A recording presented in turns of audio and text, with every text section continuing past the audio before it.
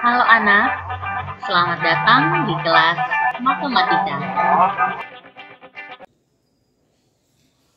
Halo Saudara, kembali lagi di channel Matthews. Nah, di video kali ini kita akan membahas tentang rumus dasar trigonometri. Mari simak penjelasannya. Oke adik-adik, seperti yang Ibu katakan di awal video tadi, kali ini materi yang akan kita bahas adalah trigonometri.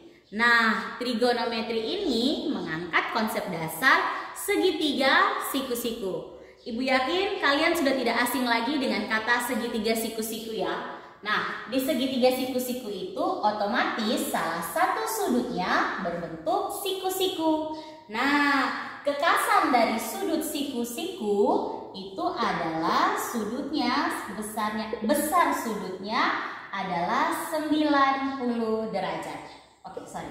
Ibu tulis sudut siku-siku adalah 90 derajat. Salah satu sudutnya. Nah, sekarang selain sudut siku-siku menjadi kekasan, ada lagi kekasan lain, yakni kita mengenal yang namanya rumus Pitagoras. Masih ingat apa itu rumus Pitagoras? Nah, misalkan di segitiga siku-siku ibu ini ada segitiga siku-siku yang sisinya A, B, dan C. Nah, A dengan B itu disebut sebagai sisi tegak. Ya, mereka dua ini nih nama lainnya adalah sisi tegak. Sementara yang C ini kita sebut sebagai sisi miring. Ya, jadi bisa dilihat bahwa sisi tegak adalah sisi yang berada di kiri kanan sudut siku-siku. Sedangkan sisi miring adalah sisi yang berada di depan sudut siku-siku. Bisa dilihat toh? Ini sudut siku-siku. Nih, ini sudut siku-sikunya. Di samping kiri kanan sudut siku-siku kita sebut sisi tegak. Di depan sudut siku-siku ini kita sebut sebagai sisi miring. Oke, nah sekarang apa hubungannya dengan rumus Pitagoras? Di rumus Pitagoras kita bisa katakan bahwa C atau sisi miring itu adalah akar dari A kuadrat tambah B kuadrat. Artinya di sini kalau ditulis dengan kalimat sisi miring itu adalah akar dari jumlah masing-masing kuadrat, ibu tulis di bawahnya ya, kuadrat sisi tegaknya. Oke, sampai di sini bisa mengikuti? Nah, satu lagi, kalau tadi kita cari sisi miring, bagaimana kalau kita cari sisi tegak, entah itu A atau itu B? Misalkan A itu berarti akar dari C kuadrat kurang B kuadrat. Terus kalau B sama aja, B itu berarti C kuadrat kurang A kuadrat. Atau kita bisa tulis bahwa sisi tegak itu sama dengan akar dari selisih kuadrat sisi miring dengan salah satu sisi tegaknya. Oke? Nah, jadi mau di sini simbolnya A, B, C atau mau diganti dengan huruf apapun, intinya bahwa yang namanya sisi miring itu adalah akar dari kuadrat masing-masing sisi tegaknya.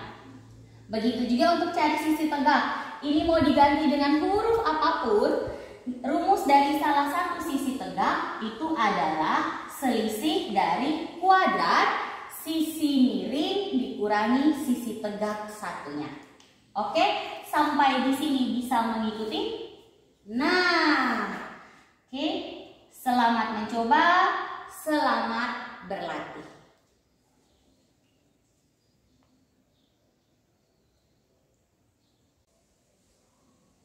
Nah, kalau tadi kita melihat tentang segitiga siku-siku yang hubungannya dengan rumus Pitagoras, sekarang kita lihat hubungan segitiga siku-siku dengan konsep dasar trigonometri itu sendiri. Nah, untuk trigonometri sendiri kita akan mengenal rumus dasar dengan nama, ada yang namanya sin, ada yang namanya cos, ada yang namanya tan. Sin ini nama lengkapnya sinus, cos ini nama lengkapnya cosinus, dan tan ini nama lengkapnya tangen. Apa hubungannya? Karena kita berbicara tentang trigonometri, maka sin, cos, dan tangen ini tidak berdiri sendiri, melainkan ada alfa. Alfa itu apa? Alfa itu adalah nama sudut. Jadi ketika kita omong trigonometri, maka kita akan berbicara tentang sudut yang dimisalkan dengan alfa. Ibu hanya boleh alfa namanya? Tidak. Bisa alfa, beta, peta, dan macam-macam tergantung soal yang diberikan. Kemudian hubungannya dengan segitiga bagaimana? Nah, kita lihat di sini. Dalam segitiga siku-siku ini, posisi alfa untuk soal ini ibu taruh di sebelah bawah sini ya, sudut lancip. Maka sisi di depan sudut alfa ini, ibu sebut sebagai sisi depan alfa. Oke, jadi jangan terpatok dengan huruf A, tetapi yang harus kalian lihat bahwa ketika letak alfa di sini, maka sisi di depannya kita sebut sebagai sisi depan alfa. Kemudian yang di sampingnya, ini alfa, ini garis di sampingnya, ini disebut sebagai sisi samping alfa. Oke, sampai di sini bisa mengikuti. Next, kalau begitu yang ini apa? C ini konsisten dengan istilah sebagai sisi miring. Nah, sekali lagi ibu ingatkan, alfa itu adalah sudut. Nama sudut jadi sudutnya itu bisa berapa saja. Nah, sekarang bagaimana istilah-istilah ini kita gunakan di dalam rumus dasar trigonometri. Oke, ibu hapus dulu ini. Sin alfa itu bisa kita tulis hubungannya adalah sisi depan per sisi miring.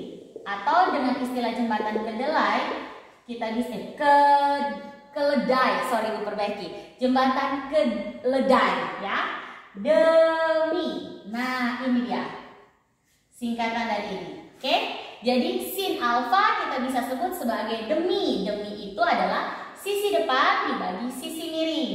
Nah, karena ini ada kita misalkan sisi depan A, sisi miring C, maka sin alfa bisa kita tulis hubungannya sebagai A per C. Sampai di sini bisa mengikuti? Nah, kemudian cos alfa itu apa? Cos alfa itu hubungannya adalah sisi samping, oke ibu perbaiki, sisi samping per sisi miring. Nah, kita lihat jembatan keledainya kita, sisi samping di sini saya, sisi miring nih, berarti di sini bisa kita singkat sebagai sami, atau dengan pemisalan ini huruf di sini kita bisa tulis sebagai B per C. Oke? Bisa mengikuti. Satu lagi namanya adalah tangen alfa. Nah, tangen alfa itu adalah pembagian dia punya sisi tegak. Bisa ditulis dengan hubungan sisi depan dibagi dengan sisi samping. Oke? Nah, jembatan keledai ini mana? Berarti desa. Atau karena ini kita punya huruf A, B, kita bisa tulis sebagai A per B. Nah, untuk kedepannya kalian bisa lihat bahwa hubungan tangen sisi depan per sisi samping itu sebenarnya tidak lain dan tidak bukan, bisa kita tulis sebagai tangen alfa itu adalah ibu ganti saja spidolnya. Tangen alfa itu bisa kita tulis hubungan lainnya adalah sin alfa per cos alfa. Oke, ini rumus lainnya. Tetapi sederhananya adalah ini ya, sisi depan per sisi samping atau desa. Ibu, identitas trigonometri, rumus dasar trigonometri hanya 3 ini. Tidak adik, masih ada yang lainnya, yaitu teman dari sin alfa. Kita bisa sebut sebagai kosekan alfa. Nah, hubungannya apa dengan jembatan keledai? kita bisa tulis dia sebagai ni D. Artinya kosekan alfa kebalikan dari sin alfa, maka dia menjadi C per A.